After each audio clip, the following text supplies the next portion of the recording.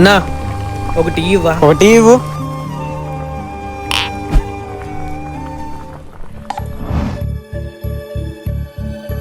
అన్నా మీరేం పని చేస్తారన్నా? ఏం పని చేయను. మరి ఖర్చులకు డబ్బులు ఎలాగన్నా? ఏముంది, మా నాన్న పెద్ద బిజినెస్ మ్యాన్. ఆయన క్రెడిట్ కార్డ్స్ అన్నీ నా దగ్గర ఉంటాయి. ఎంత కావాల్సి వస్తే అంత వాడుకుంటాం. ఏ ఎందుకు? ఏం లేదన్నా, ఊరికే. హలో, వస్తున్నా.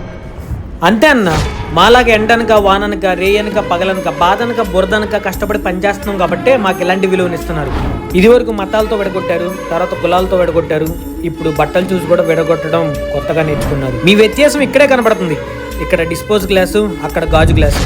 రే ఇందక నుంచి ఏందిరా నీ ఓవర్ యాక్టింగ్? ఇక్కడ ఇలా కష్టపడి వచ్చావు కదా అని ఇన్ని గ్లాసులు నాకు అడిగలేవు అని చెప్పి నీకు మంచిగా డిస్పోజ్ గ్లాస్ లో పోషిస్తే ఏంట్రా నీ ఓవర్ యాక్టింగ్? ముందు పాకి ఇచ్చి అప్పుడు ఇక్కడ నుంచి కదులురా.